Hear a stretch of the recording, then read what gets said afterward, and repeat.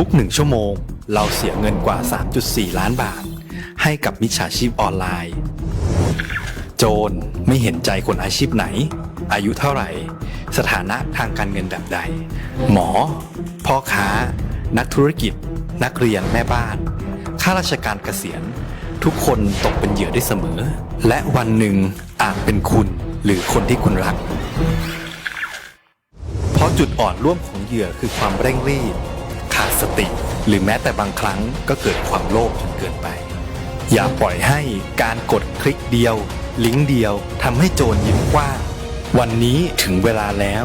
ที่คนไทยทุกคนจะต้องร่วมมือกันสร้างภูมิคุ้มกันอาชญากรรมไซเบอร์ช่วยกันหยุดก่อนที่ภัยไซเบอร์จะทำให้คนที่คุณรักและตัวคุณเองกลายเป็นเหยื่อ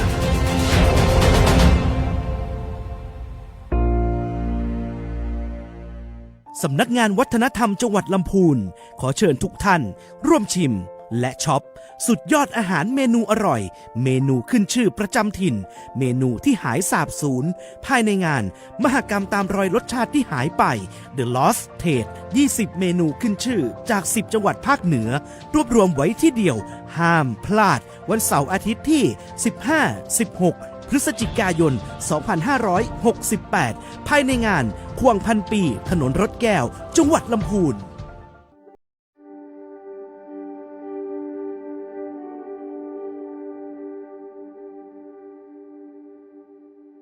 ท่านกำลังรับฟังการส่งกระจายเสียงจากสถานีวิทยุกระจายเสียงแห่งประเทศไทยจังหวัดลำพูน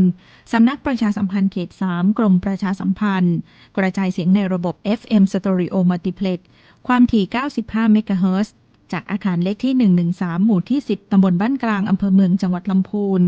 จากนี้ไปสถานีร่วมกับสภาทนายความจังหวัดลำพูนเสนอรายการกฎหมายน่ารู้ค่ะ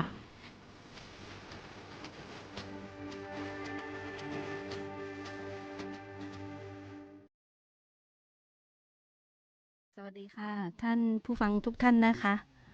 วันนี้พบกับกฎหมายน่ารู้นะคะออกอากาศทุกวันอาทิตย์นะคะ 17.00 นถึง 18.00 นะคะทางสถานีวิทยุ 95 FM สวทนะคะวิทยุแห่งประเทศไทยจังหวัดลำพูนวันนี้อยู่กับทนายแววค่ะนะคะก็ท่านสามารถโทรเข้ามาร่วมรายการได้ที่เบอร์โทรนะคะ053-525-566 นะคะ053-525-566 หรือสามารถโทรมาที่เบอร์ 088-252-4701 ที่เบอร์โทรทนายแววนะคะหรือว่าจะแอดไลน์นะคะสอบถามข้อมูลมาก็ได้นะคะทางไลน์เนาะถ้าสมมุติว่าไม่กล้าถามทางรายการนะคะก็สัปดาห์ที่แล้วก็มีฝากข้อความมาเหมือนกันนะคะก่อนอื่นนะคะวันนี้ก็เราจะทบทวนกันก่อนนะคะเมื่อสัปดาห์ก่อนเนี่ยทนายแววได้นำเสนอแลกเปลี่ยนข้อมูลเกี่ยวกับ8ประเด็นนะคะ8ประเด็นหลักของกฎหมายแรงงาน2568เรียกว่าพรบคุ้มครองแรงงานฉบับที่9นะคะซึ่งเป็น8ประเด็นหลักที่นายจ้างจะต้องทราบนะคะทวนกันก่อนนะคะก็จะเป็นเรื่องของลูกจ้างเหมาบริการนะคะได้รับสิทธิ์เหมือนลูกจ้างทั่วไปนะคะไม่ว่าจะเป็นหน่วยงานรัฐและรัฐวิสาหกิจที่จ้างเหมาบริการนะคะจะต้องให้สิทธิ์ลูกจ้างก็คือเรื่องของวันหยุดนะคะวันหยุดวันลาวันพักผ่อนเวลาทำงานและเวลาพักตามกฎหมายแรงงานนะคะตรงจุดนี้เนี่ย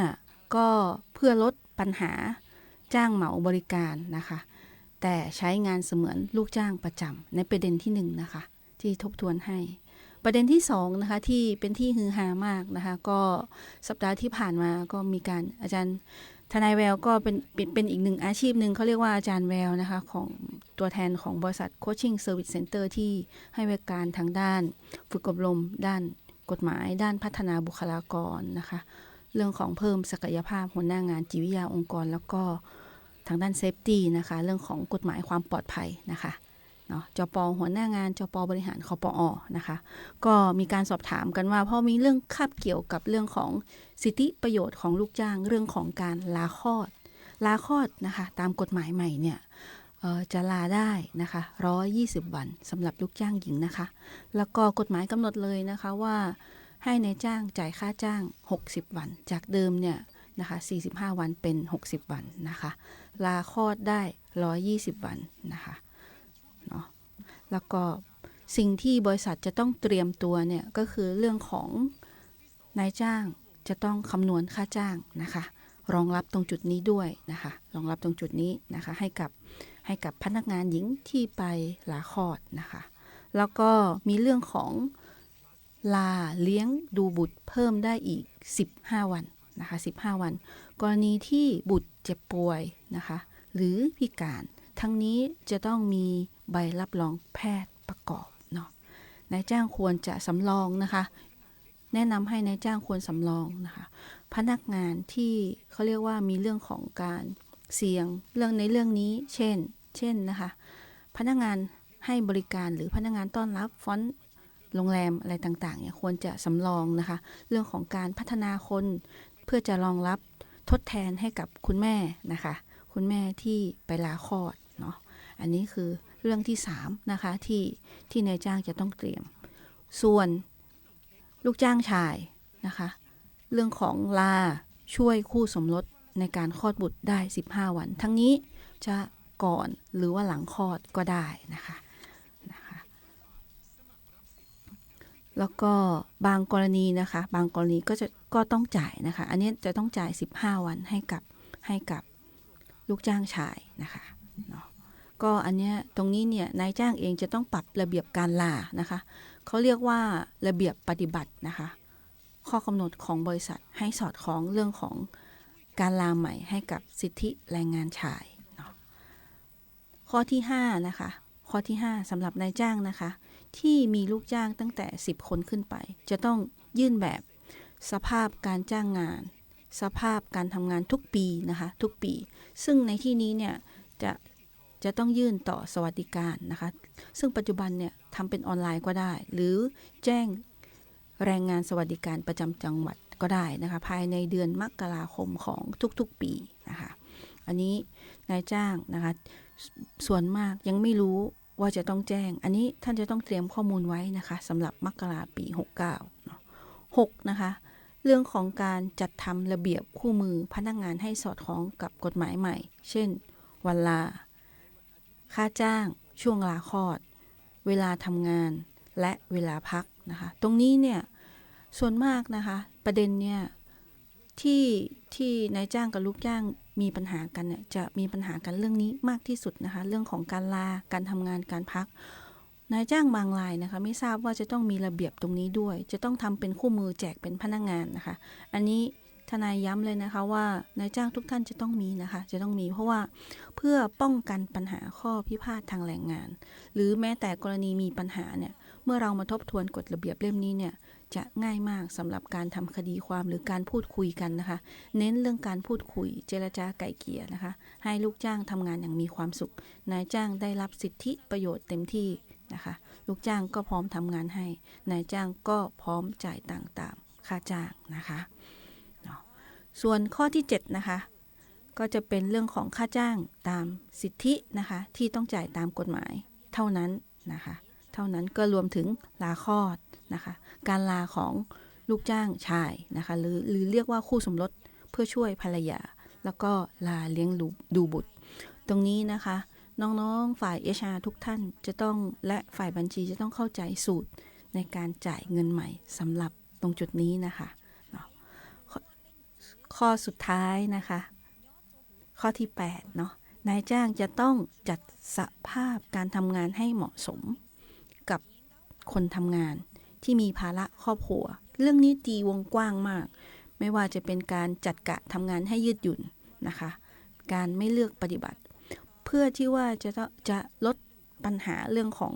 ผิดกฎหมายเรื่องปฏิบัติทางเพศแล้วก็เรื่องของครอบครัวอันนี้คือ8ข้อหลักนะคะ8ข้อหลักของกฎหมายใหม่ที่ทนายแววเอามาฝากแล้วก็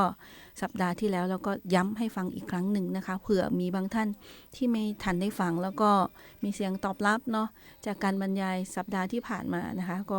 ก็เห็นว่าเปิดฟังไม่ทันนะคะก็เลยมาย้ำให้เนาะ ส่วนข้อคำถามของคุณพี่นะคะที่อยู่จังหวัดลำพูนเนาะอาทิตย์ก่อนที่ถามทนายแววมานะคะ ก็ค่าคลอดบุตรเกี่ยวกับประกันสังคมนะคะอันนี้ทั้งมาตรา33และ39เนาะนะคะก็ค่าคลอดบุตรนะคะค่าคลอดบุตรนะคะ 15,000 บาทไม่ว่าจะคลอดธรรมดาหรือว่าคลอดผ่าคลอดนะคะอันนี้ก็คือประกันสังคมเขาจะจ่ายตามสิทธิประโยชน์ตามที่ลูกจ้างนะคะเข้าสมมติว่าตอนนี้ลูกจ้างที่ทำงานอยู่ในสถานประกอบกิจการเนี่ยจะใช้มาตรา33ก็คือเรื่องของลาคลอดสมมติว่าคุณแม่เนี่ยทำคลอดนะคะทำคลอดก็จะมีเงินค่าช่วยเหลือในการคลอด 15,000 บาทต่อครั้งนะคะสิทธิตรงนี้เนี่ยไม่จำกัดครั้งนะคะหมายถึงคลอดกี่ครั้งก็จะได้รับสิทธินี้ทุกครั้งนะคะหากคุณแม่ยังเป็นผู้ประกันตนนะคะหากคุณแม่ยังเป็นผู้ประกันตนนะคะส่วนเงินลาคลอด 50% 90 วันนะคะสำหรับลูกตรงนี้คุณแม่ต้องฟังให้ดีๆนะคะคนที่จะวางแผนในการมีบุตรเนาะก็สำหรับลูกคนที่1และคนที่2นะคะลูกคนที่1และคนที่2ก็จะได้เงินค่าลาคลอดบุตรเนี่ยของค่าจ้าง90 วันนะคะอันนี้ตามกฎหมายเก่าอยู่นะคะเดี๋ยวรอฟังประกาศตอนปี69แต่อันนี้ตอบคำถามให้ว่าเงินค่าคลอดบุตร 50% ของค่าจ้าง90 วันนะคะยกตัวอย่างเช่นลูกจ้างเงินเดือนอยู่ที่ 12,000 บาทก็ 50% ก็เท่ากับ 6,000 บาทคูณ3เดือนครับ3เดือนเนาะ90 วันก็ 18,000 บาทอันนี้นะคะหรืออีกตัวอย่างหนึ่งก็คือค่าจ้างเฉลี่ย 20,000 บาทก็จะได้อยู่ครึ่งหนึ่ง 50% ก็ 10,000 บาทคูณ90 วันก็เท่ากับ3เดือนก็เท่ากับ 30,000 บาทนะคะอันนี้ข้อที่2แล้วนะคะสิทธิประโยชน์ข้อที่3นะคะเงินสงเคราะห์บุตรนะคะเงินสงเคราะห์บุตรนะคะก็ได้เดือนละ800 บาทต่อเดือนนะคะสูงสุดได้3คนนะคะ3คนตั้งแต่แรกเกิดจนถึงอายุครบ6 ปีบริบูรณ์นะคะช่วงเวลาตั้งแต่แรกเกิดจนถึง6 ปีบริบูรณ์เนาะเงื่อนไขก็มีว่าคุณแม่ท่านนั้นเนี่ยจะต้องส่งเงินประกันสังคมเนี่ยสมทบไม่น้อยกว่า12 เดือนก็คือว่าด้วยปี1เนาะแล้วก็เป็นบุตรที่ชอบตามกฎหมายและยังไม่มีผู้อื่นหมายถึงว่าถ้าเป็นคู่สมรสฝ่ายชายยังไม่ใช้สิทธินี้นะคะหรือผู้อื่นไม่ใช้สิทธิซ้ำซ้อนเนาะ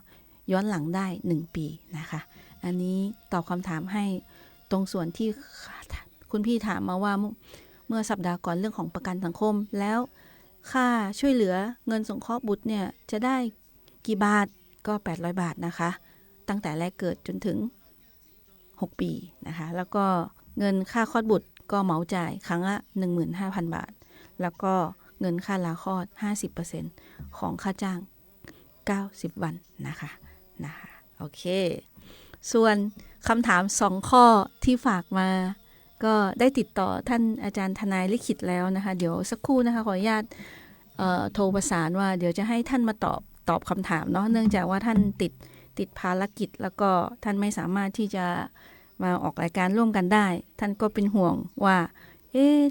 แฟนคลับฝากคำถามมาเนี่ยว่าจะเป็นห่วงเรื่องของข้อคำถามนะคะว่า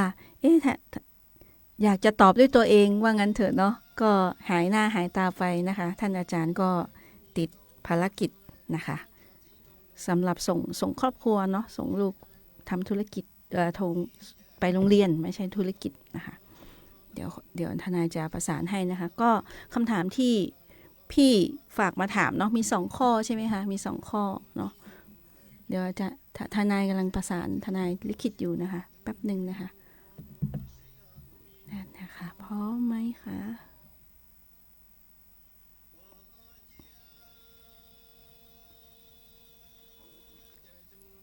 เดี๋ยวเราจะโทรแบบสปีกโฟนให้นะคะ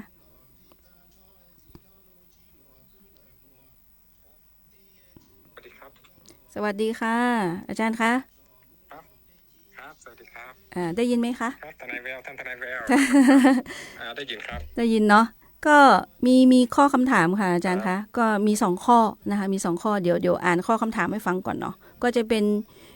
พี่คนสวยนะคะที่โทรอยู่ที่จังหวัดลำพูนเนาะค่ะจังหวัดลำพูนนะคะโทรมาถามนะคะ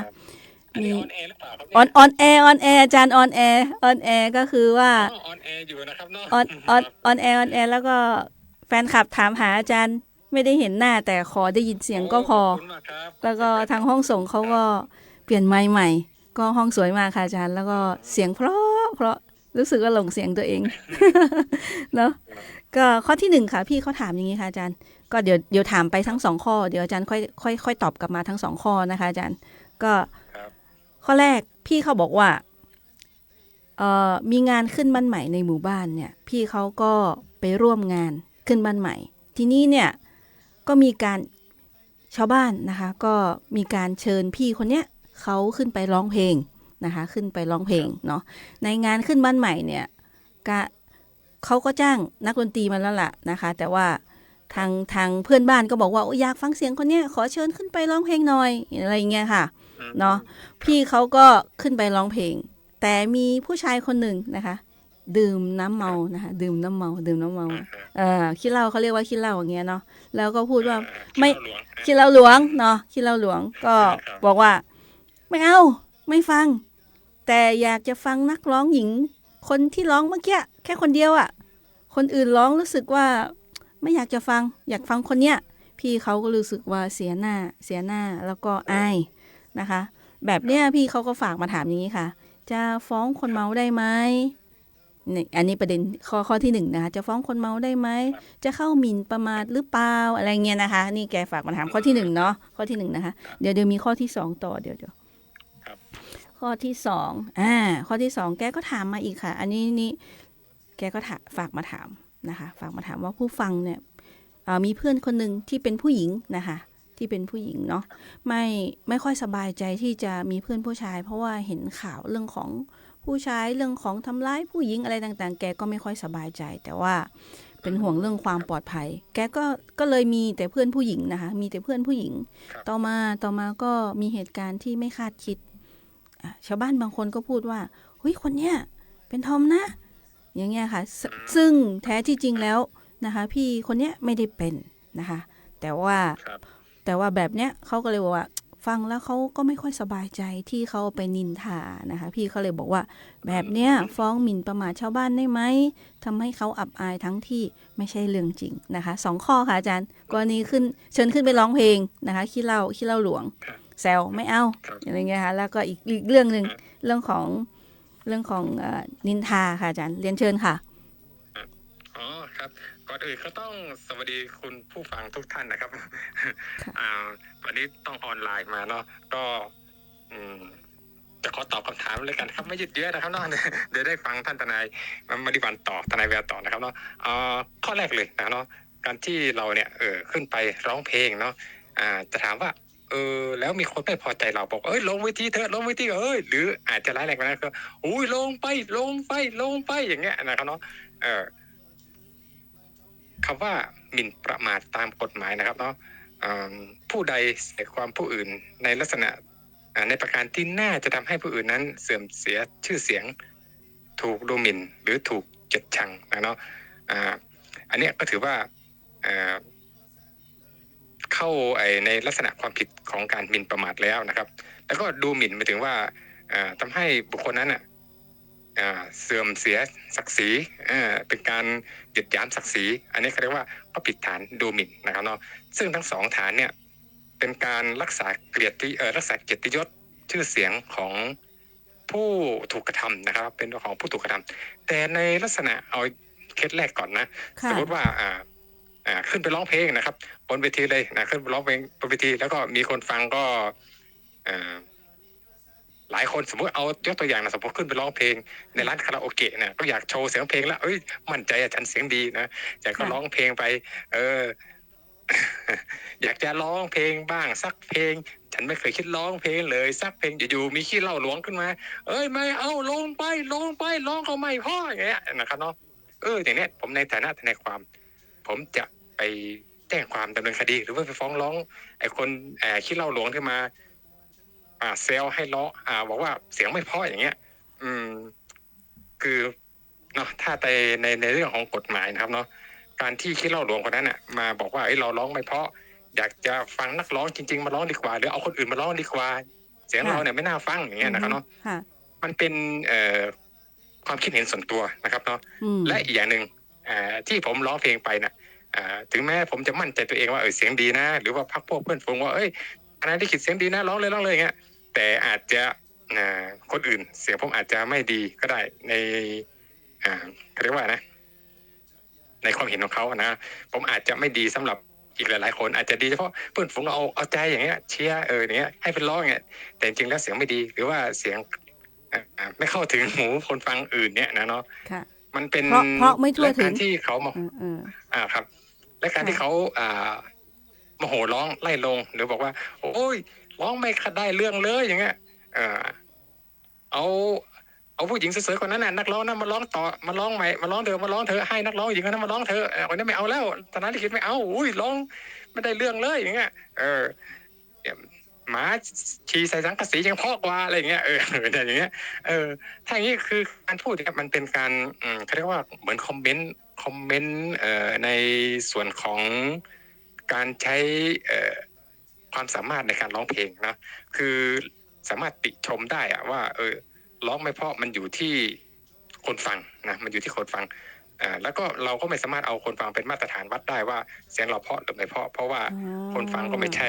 นักดนตรีไม่ใช่ผู้แต่งผู้ประพันธ์เพลงไม่ใช่นักร้องอะไรเงี้ยคือมันขึ้นอยู่กับความคิดของคนขึ้นอยู่กับความพึงพอใจของคนฟังนะเนาะการที่เขาพูดอย่างเงี้ยถ้าอย่างเราท่านได้ยินอย่างเงี้ยมันก็ไม่ทำให้ผมเนี่ยเสื่อมเสียชื่อเสียงถูกดูหมิ่นหรือถูกเกลียดชังใช่ไหมครับถ้าเราอยู่ในร้านคาราโอเกะนั้นนะครับเนาะหรือว่าอยู่ในงานแต่งงานที่ตัวอย่างเนี้ยมันก็ไม่ทำให้คนที่อยู่ในงานน่ะรู้สึกเกลียดชังโอ้ยร้องไม่เพราะอย่างนี้โอ้ยน่ารังเกียจโอ้ยเสื่อมเสียชื่อเสียงไม่น่าขึ้นไปร้องอะไรเงี้ยมันก็ไม่ได้ทำให้เราเสียหายก็คือไม่ได้เสียชื่อเสียงเลยนะในความรู้สึกของพวกเราใช่ไหมครับอันนี้ก็ฟันตรงเลยนะครับว่าไม่เข้าความผิดฐานหมิ่นประมาทหรือว่าดูหมิ่นแต่อย่างไรนะครับเนาะเพราะว่าเกียรติยศชื่อเสียงศักดิ์ศรีไม่ได้เสื่อมเสียหายไปเลยนะครับเนาะครับโอเคและอีกเคสหนึ่งนะครับอีกเคสหนึ่งลืมไปละอะไรนะเรื่องที่บอกว่าเอาไปพูดกันนะคะว่าทำให้อายว่าเป็นทอมนะอะไรเงี้ยค่ะครับโอ้ยอันเนี้ยจริงๆมีความเสียหายตัวเองเป็นผู้หญิง 100% เนาะเป็นผู้หญิง 100% เลยหญิงที่ประสงค์ที่จะมีคู่รักเป็นผู้ชายที่จะใช้ชีวิตแต่งงานมีลูกกับชายแท้เลยนะแต่เนื่องจากว่ามันเป็นช่วงจังหวะที่อกหักนะโบเคนฮาร์ทจากชายคนรักเก่านะก็เลยเข็ดนิดนึงก็เลยเขาเรียกว่าปรึกษาหารือหรือว่าคบกับผู้หญิงด้วยกันไปก่อนเนี่ยนะเนาะก็ยังไม่พร้อมที่จะไปประสานรักกับชายคนใหม่เนี่ยเนาะแล้วอยู่ๆชาวบ้านก็เข้าใจผิดไปเองแล้วไปบอกว่านางสาวสวยเนี่ยเป็นทอมโอ้โหอย่างนี้นะค่ะเรียกว่าขาดโอกาสที่จะหาผู้ชายเลยผู้ชายขาดโอกาสมีคู่ใช่ไหมคะผู้หญิงอันนี้ขาดโอกาสเลยนะเนี่ยขาดโอกาสที่จะมีแฟนเป็นผู้ชายเลยนะเนี่ยแต่นะครับแต่อันนี้เป็นความรู้สึกเนาะแต่ว่าการที่ชาวบ้านไปประโคมข่าวหรือว่าไปบอกว่านางสาวสวยเนี่ยมันเป็นทอมนั่งเป็นทอมเนี่ยถามว่าในความรู้สึกของเรานะการเป็นทอมเนี่ยมันทำให้นางสาวสวยเนี่ยเสื่อมเสียชื่อเสียงถูกดูหมิ่นหรือถูกเกลียดชังหรือไม่นะครับเนาะก็ไม่อีกใช่ไหมครับ ใครจะเป็นอะไรก็มันการเป็นทอมเป็นเกย์เป็นตุ๊ดเราบอกเนี่ยคนนี้เป็นเกย์ด้วยสภาพสังคมปัจจุบันเนี้ยเขายอมรับแล้วเรื่องความหลากหลายทางเพศแล้วก็ทางกฎหมายก็ได้เขาเรียกว่าเปิดโอกาสนะครับได้สนับสนุนในเรื่องของสิทธิและเสรีภาพในการใช้ชีวิตนะครับความหลากหลายทางเพศเขาก็มีกฎหมายสมรสเท่าเทียมนะครับก็คือปัจจุบันเนาะชายรักชายหญิงรักหญิงหญิงรักชายก็สามารถจดทะเบียนสมรส ได้นะครับเนาะก็คือเป็นเรื่องปกติธรรมดาของสังคมในยุคปัจจุบันนะครับชายรักชายหญิงรักหญิงเนี่ยก็ค่อนข้างจะเยอะแล้วก็เป็นเรื่องปกติธรรมดากฎหมายก็ให้การรับรองแล้วว่าสามารถสมรสกันได้ในความหลากหลายทางเพศนะครับเนาะก็เป็นเรื่องปกติของสังคมนะแต่การที่คนพูดเนี่ยเนาะ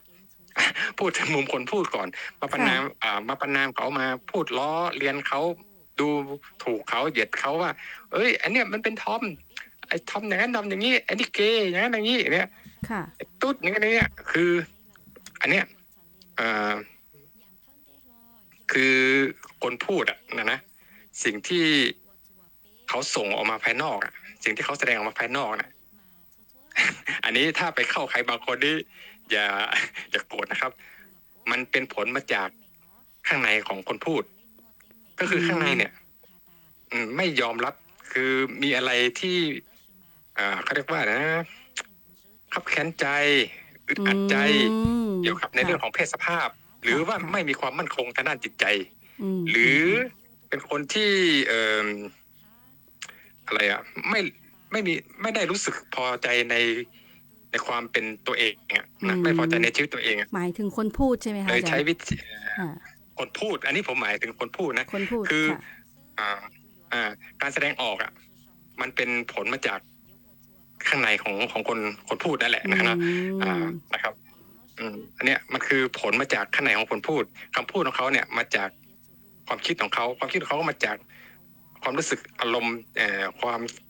ามรู้สึกที่รู้สึกไม่มั่นคงในจิตใจตัวเองความรู้สึกว่าตัวเองนะไม่ค่อยมีค่าความรู้สึกว่าตัวเองนะด้อยกว่าความรู้สึกว่าตัวเองนั้นน่ะมีสิ่งอะไรด้อยกว่าอะไรเนี่ยก็เลยใช้วิธีเอาเพศสภาพเนี่ยมาเป็นเรื่องเหยียดเขานะครับซึ่งในเรื่องนี้มันไม่มีผิดไม่มีถูกนะครับเนาะไม่มีคำว่าผิดไม่มีถูกแต่ข้อคำนึงไว้นิดนึงนะครับว่าทำไมต้องใช้เรื่องเพศสภาพเนี่ยในการไปดูหมิ่นไปเหยียดหยามเขานะครับเนาะแม้กฎหมายเนี่ยจะไม่ผิดในเรื่องดูหมิ่นหรือว่าหมิ่นประมาทก็ตามนะครับเพราะว่าการพูดว่าแกเป็นตุ๊ดไอ้นั่นเป็นเกย์อันนี้เป็นทอมอย่างเงี้ยอันนี้รักหญิงอันนี้ชายรักชายเนี่ยคือถ้าในมุมของเราเนาะของอย่างทนายเราเนี่ยหรือสังคมทั่วไปเนี่ยเขาก็มองเป็นเรื่องปกติธรรมดานะครับไม่ได้อย่างมาพูดถ้าผมได้ยินคำพูดแบบนี้อันนี้เป็นตุ๊ดเป็นเกย์เนี่ย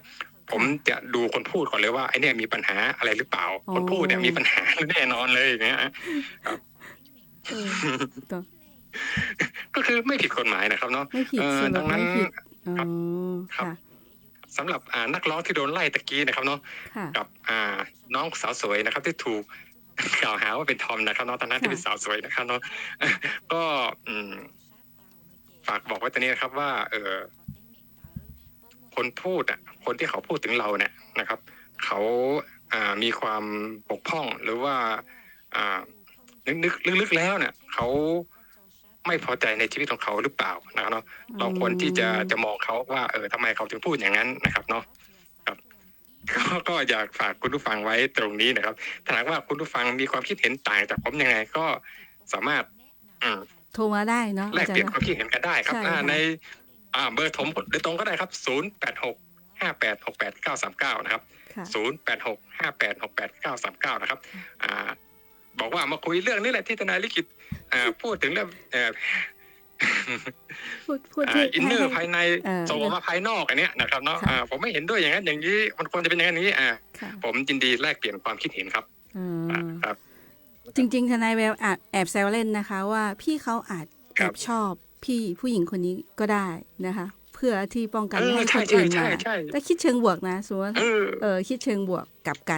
นนะคะเขาอาจจะแอบชอบพี่อยู่ก็ได้เนาะแล้วก็ปิดกั้นไม่ให้คนอื่นมาใช่ไม่ให้มาจีบอันนี้ก็คือกลยุทธ์นะคะกลยุทธ์เป็นกลยุทธ์อีกอันหนึ่งที่ว่ามันจะมีนิทานเรื่องหนึ่งที่ว่าอะไรนะ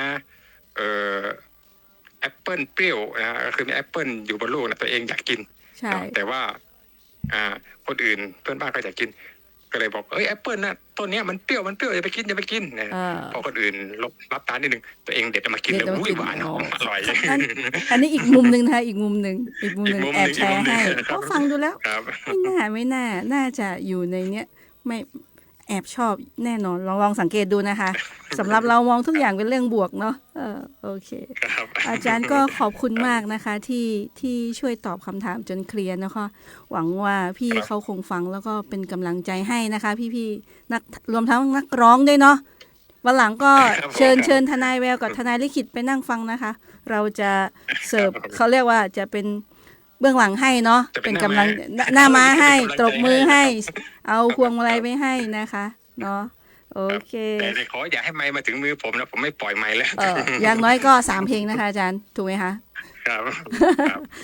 ใครฟังไม่เพราะเราร้องเพราะนะคะเราร้องเพราะ จากห้องไปเลย นะคะโอเคขอบพระคุณนะคะอาจารย์ขอบคุณค่ะอาจารย์ธนายลิขิตนะคะขอบคุณค่ะสวัสดีค่ะสวัสดีครับ ถึงแม้ว่าอยู่ไกลพวกเราก็ตั้งใจที่จะตอบคำถามให้นะคะว่าอย่างน้อยคุณผู้ฟังเป็นเพื่อนเราทางรายการเราก็ส่งกำลังใจให้นะคะแล้วก็พร้อมทั้งตอบคำถามข้อซักถามนะคะเดี๋ยวเราพักกันสักครู่นะคะเพราะว่าเพื่อให้ทุกท่านเตรียมข้อมูลเนาะก็วันนี้ทนายแววจะแชร์เรื่องของกู้เงินอย่างไรไม่ให้เอาเปรียบนะคะกู้เงินอย่างไรไม่ให้เอาเปรียบก็หลังเบรกนะคะหลังเบรกเรามาคุยกันทนายก็จะมีเคล็ดลับเล็กๆน้อยๆมาฝากทุกท่านนะคะตอนนี้ขอพักนิดนึงนะคะขอบคุณค่ะ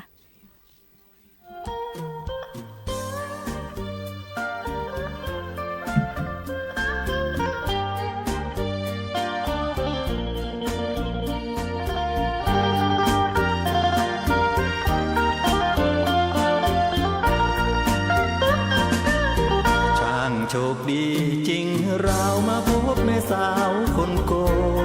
โอ้โหคนสวยลำพูนอยากให้โลกหยุดหมุนอยู่ที่ลำพูนนานๆสงกรานต์เราได้เจอเจ้างามสะดุดตาแม่ทา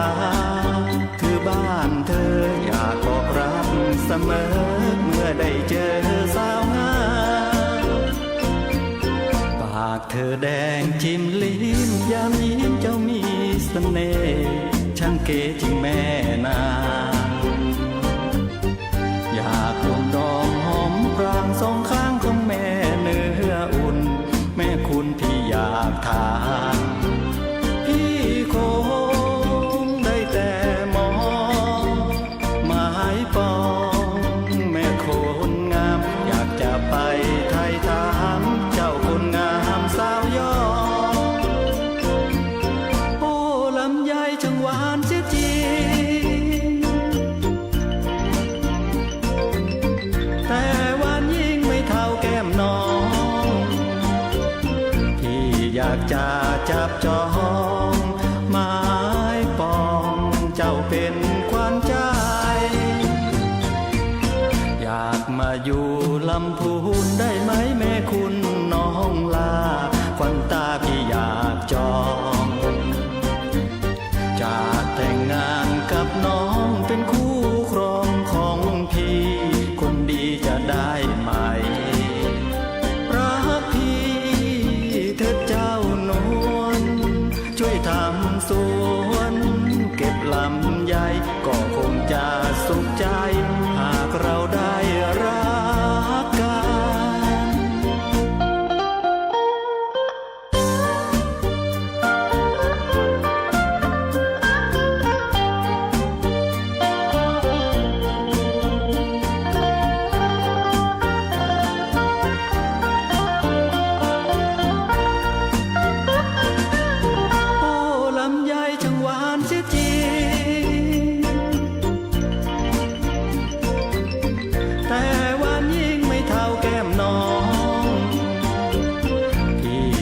จะจับจอ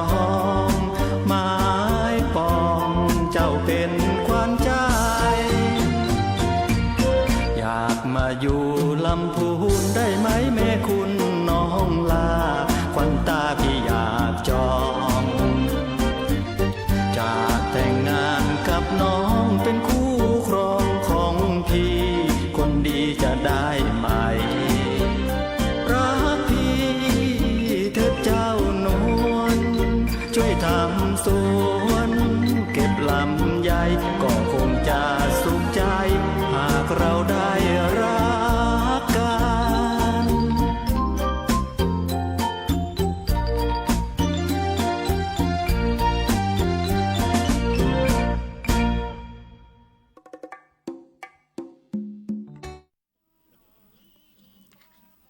เคค่ะกลับเข้ามาแล้วนะคะ ช่วงที่2หลังพักเบรกเนาะก็นะคะทนายมีเคล็ดลับนะคะในการกู้เงินอย่างไรเพื่อไม่ให้ถูกเอาเปรียบรวมทั้งมีเคสของจริงนะคะ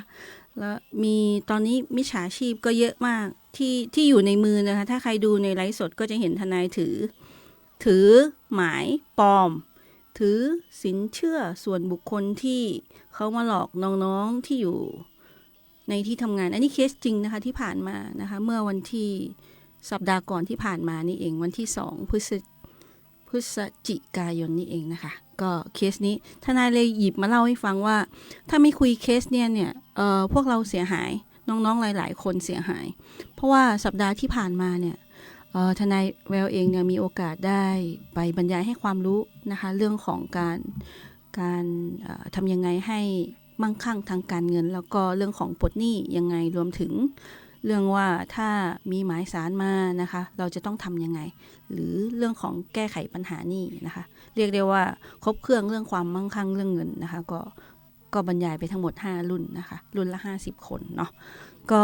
เรื่องนี้ก็เลยหยิบมาฝากนะคะหยิบมาฝากว่าแล้วก็มีน้องๆนะคะไลน์เข้ามาสอบถามว่าอาจารย์จะทำยังทนายแววจะทำยังไงดีว่ากู้เงินยังไงเนี่ยไม่ให้เสียเปรียบก็เดี๋ยวนี้มันมีหลากหลายมากนะคะมีทั้งกู้รายวันมีทั้งเอาทองมาให้ผ่อนเป็นรายวันก็มีนะคะแล้วก็กู้กันตามเครือญาติก็มีอย่างเงี้ยค่ะก็เลยว่าหลายๆเคสเนาะก็หยิบมาคุยให้นะคะเรื่องแรกก่อนเรื่องแรกนะคะเอาตามหลักก่อนเนาะว่าถ้าตามกฎหมายเนี่ยเขาวางหลักไว้ว่าอย่างนี้ค่ะว่าถ้ากู้เงินเกิน 2,000 บาทเนี่ยจะต้องมีหนังสือนะคะเป็นลายลักษณ์อักษรนะคะจะเป็นแชทสลิปโอนนะคะสลิปโอนเงินนะคะแชทไลน์ก็ได้นะคะจะต้องมีลายลักษณ์อักษรการแชททางไลน์ยืมตังค์นะคะมีสลิปโอนปุ๊บโอนไปให้เนี่ยก็สามารถที่จะฟ้องร้องได้นะคะเพราะว่าเป็นเรื่องของทำธุรกรรมทางอิเล็กทรอนิกส์ซึ่งกฎหมายตอนนี้รองรับแล้วนะคะแต่ทั้งนี้ทั้งนั้นท่านจะต้องมีข้อความในการยืมทางไลน์นะคะมีแชทคนที่ขอยืมและคนให้ยืมรวมถึงมีสลิปเงินให้เรียบร้อยนะคะว่าได้รับเงินจริงได้รับเงินแล้วตามที่ยืมอะไรอย่างเงี้ยนะคะแล้วบอกว่าจะคืนให้อะไรยังไงเนาะก็อันนี้เป็นหลักแรกก่อนนะคะหลักแรกก่อนเนาะต่อมานะคะหลักแรกพอได้หลักแรกเนี่ยเสร็จแล้วท่านก็จะรู้แล้วนะคะว่าบางคนที่เสียเปรียบเนี่ยไม่มีทั้งแชทข้อความไม่มีอะไรเลยอันนี้เนี่ยโอ้ทนายทำคดียากมากแล้วก็ส่วนมากเรื่องเนี่ยศาลจะไม่ค่อยรับฟังถ้าไม่มีหลักฐานนะคะเรื่องของการกู้ยืมเงินเนาะนะคะก็ส่วนที่2เรื่องของดอกเบี้ยนะคะห้ามเกินนะคะย้ำนะคะห้ามเกิน15%นะคะต่อปี15%ต่อปีหรือเท่ากับ 1.25 ต่อเดือนนะคะถ้าเรียกเกินนะคะส่วนที่เกินเนี่ยก็จะเป็นโมฆะก็คือไม่สมบูรณ์ตั้งแต่ครั้งแรกนะคะสมมติว่าจ่ายเงินมาเนี่ยเกินเนี่ยถ้าสมมติว่ามีฟ้องร้องกันเนี่ยศาลท่านก็จะเอาเงินดอกเนี่ยที่ลูกหนี้จ่ายมาแล้วก็ไปโปะเงินต้นนะคะดังนั้นเนี่ยก็ขอเตือนนะคะทั้งลูกนะคะลูกหนี้และเจ้าหนี้เนาะถึงแม้ว่าส่วนมากทนายจะเจอแบบนี้นะคะเรื่องดอกเบี้ยเนี่ยคุยให้ฟังก็คือเรื่องของเราไม่ได้เขียนนะแต่เขาเสนอมาจะให้เราเอง10%อะไรอย่างเงี้ยค่ะตามหลักแล้วเนี่ยมันถ้าสมมติว่าเป็นถ้าไม่ได้มาเข้ากระบวนการกฎหมายมันก็ไม่มีปัญหาค่ะแต่ถ้าเมื่อไหร่เข้าตามกระบวนการกฎหมายเขาวางหลักอย่างนี้นะคะก็ตรงนี้เองเนี่ยมันจะเป็นข้อยกขึ้นมาต่อสู้ฟังได้ยากมากนะคะใช้คำพูดอย่างนี้ดีกว่านะคะทีนี้เองเนี่ยเคล็ดลับในการทำสัญญาเงินกู้ก็ต้องเหลือบดูเวลาเดี๋ยวกลัวเวลาหมดนะคะก็สัญญาเช็คก่อนนะคะทำสัญญาให้ครบนะคะเคล็ดลับนะคะคีย์เวิร์ดของเราคือทำสัญญาให้เช็ค7จุดนี้นะคะทำสัญญาให้เช็ค7จุดนี้นะคะถึงจะสมบูรณ์ที่สุดนะคะแล้วก็มั่นใจว่าเมื่อเกิดปัญหาอะไรขึ้นเนี่ยเราสามารถใช้สิทธิ์ทางกฎหมายได้แน่นอนนะคะเราสามารถใช้สิทธิ์ทางกฎหมายได้แน่นอนเนาะจุดที่1นะคะจุดที่1นะคะให้ ดูชื่อสกุลของคู่สัญญาให้ถูกต้องตามบัตรประจำตัวประชาชนเลยนะคะย้ำนะคะให้ถูกต้องตามบัตรประจำตัวประชาชนในนะคะจะต้องและเลขบัตรประจำตัวประชาชนที่อยู่ผิดแม้แต่ตัวเดียวไม่ได้เลยนะคะเคยมีตัวอย่างเคสเนี่ยนะคะทำไมทนายแววถึงเลือกเอามาชื่อนามสกุลเหมือนกันเลขบัตรผิดค่ะอันนี้แสดงว่าท่านฟ้องผิดตัวผิดคนนะคะศาลบางเคสท่านยกนะคะบางเคสท่านยกนะคะโดยเฉพาะเลขบัตรนะคะเนาะก็เช็คให้ดีๆนะคะเช็คให้ดีๆเนาะชื่อที่อยู่นามสกุลเพราะว่ามันไม่ใช่คนที่ทำสัญญาคู่กันนะคะเนาะท่านต้องดูให้ดีๆที่อยู่นะคะแต่ที่อยู่เนี่ยมันสามารถที่จะย้ายได้นะคะแต่ว่าชื่อก็สามารถเปลี่ยนได้เหมือนกันแต่เลขบัตรประจำตัวประชาชนเนี่ยมีติดตัวตั้งแต่เกิดไม่สามารถเปลี่ยนได้นะคะมีบางเคสไปปลอมเลขบัตรประจำตัวประชาชนก็มีนะคะเพื่อทำสัญญาเงินกู้อันนี้ก็ว่ากันไปเนาะหลายๆเคสนะคะเรื่องชื่อกับเลขบัตรประจำตัวประชาชนเช็คให้ดีนะคะก่อนทำสัญญาเงินกู้เนาะนะคะขอสำเนาเข้ามาเลยแล้วเขียนให้ตรงแล้วก็เช็คนะคะเนาะสำหรับจำนวนเงินนะคะเขียนนะคะให้ถูกต้องจุดที่2นะคะเรื่องของจำนวนเงินกู้ให้เขียนเรื่องของตัวเงินนะคะแล้ววงเล็บนะคะคำอ่านเช่นกู้ 20,000 บาทก็วงเล็บ 20,000 บาททวนก็เขียนกำกับเป็นภาษาไทยเข้าไปเลยเพื่อให้รู้ว่าเพราะตัวเลขเนี่ยตัวเลขจะได้รู้ว่าตัวเลขกับตัวหนังสือตรงกันไหมว่ากู้เงินกันจริงไหมนะคะบางรายตัวยกตัวอย่างให้พร้อมเคสไปเลยนะคะไม่อยากยกทีหลังเนาะบางรายก็บอกว่าไม่ได้ใส่จำนวนเงินทนายแต่รับตังมาละ 30,000 นะเซ็นแต่ชื่อเงินกู้อย่างเดียวด้านล่างเขามาฟ้อง 40,000 ได้ไหมนะคะตรงนี้เองเนี่ยถ้าสมมติว่าเป็นลักษณะนี้นะคะต้องถามก่อนว่ารับเงินไปเท่าไหร่รับเงินไป 30,000 ดอกเบี้ยเท่าไหร่ก็15%ก็สามารถที่จะฟ้องได้ตามเฉพาะตรงนั้นนะคะส่วนเกินที่มันเกินมาเนี่ยผู้ให้กู้ต้องพิสูจน์กับศาลนะคะว่าเงินส่วนนี้มาจากไหนเป็นค่าอะไรเนาะก็เป็นหน้าที่ของผู้ฟ้องแหละว่าจะต้องแถลงมาว่ามีอะไรที่เกินจากนี้บ้างนอกจากเงินกู้และดอกเบี้ยตามกฎหมายที่เหลือเนี่ยคือค่าอะไรก็ต้องพิสูจน์กันว่าคิดค่าอะไรกับเขานะคะเนาะอันนี้ตัวอย่างยกให้นะคะ3เรื่องของนะคะดอกเบี้ยย้ำนะคะไม่เกิน15%ต่อปีนะคะถ้าไม่ระบุนะคะส่วนมากจะไม่ค่อยระบุกันนะคะเว้นช่องว่างไว้แต่มีปัญหาตอนที่คดีมาถึงทนายแววสิคะก็คือถ้าไม่ได้เขียนไว้ดอกเบี้ยก็คิดไม่ได้ค่ะดอกเบี้ยก็คิดไม่ได้ถือว่าไม่มีดอกเบี้ยนะคะกรณีที่มีสัญญาเงินกู้นี้นะคะถือว่าไม่มีดอกเบี้ยเนาะอันนี้คือข้อที่3นะคะข้อที่3ต่อมานะคะข้อที่4เรื่องของให้เขียนเรื่องของกำหนดคืนเงินให้ชัดเจนนะคะกำหนดคืนเงินให้ชัดเจนก็คือยกตัวอย่างเช่น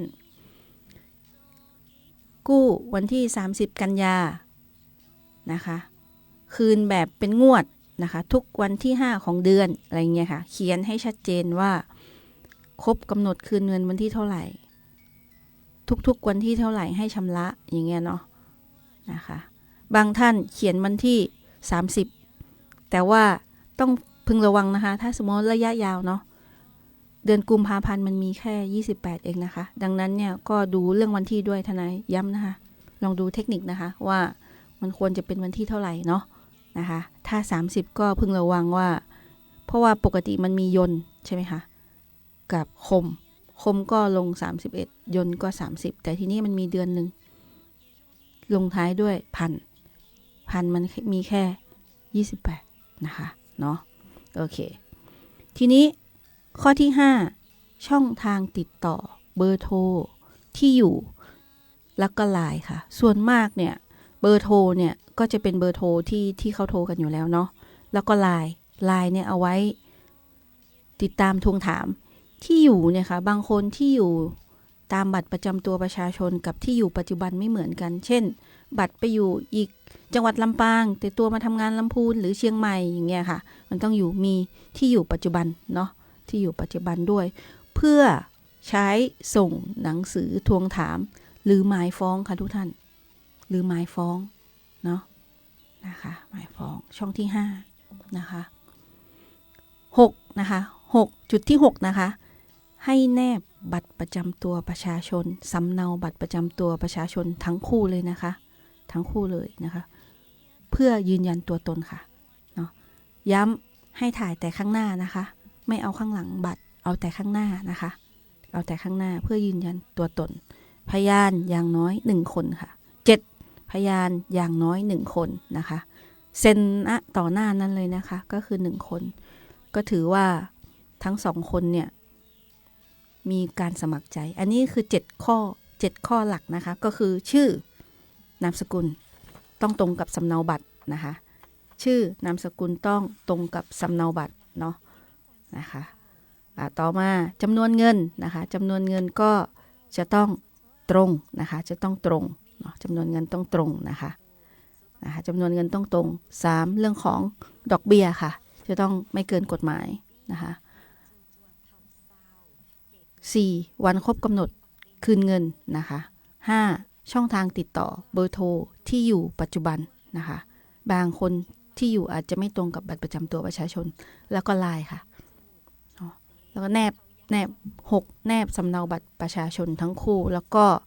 มีพยานเซ็นร่วมอย่างน้อย1คนนะจะ2คนก็ได้แต่อย่างน้อยต้องมี1คนเนาะ1คนนะคะถ้าถ่ายรูปรับเงินไปได้ยิ่งดีเลยนะคะถ้ากรณีรับเงินสดก็ถ่ายรูปแปะไปเลยว่าเงินจำนวนเนี้ยได้แบงก์กี่ใบอะไรอย่างเงี้ยส่วนมากมีประเด็นเรื่องของไม่ได้รับเงินจริงรับเงินสดๆไม่มีสลิปการโอนนะคะก็วันนี้ขอบคุณมากๆนะคะกฎหมายเนาะกฎหมายใกล้ตัวก็รู้กฎหมายไว้ไม่มีสิทธิ์เรื่องของไม่เสียสิทธิ์นะคะพบกับทนายแววและทนายลิขิตและทีมทนายจังหวัดลำพูนนะคะที่นี่นะคะทุกๆสัปดาห์วันนี้สวัสดีค่ะ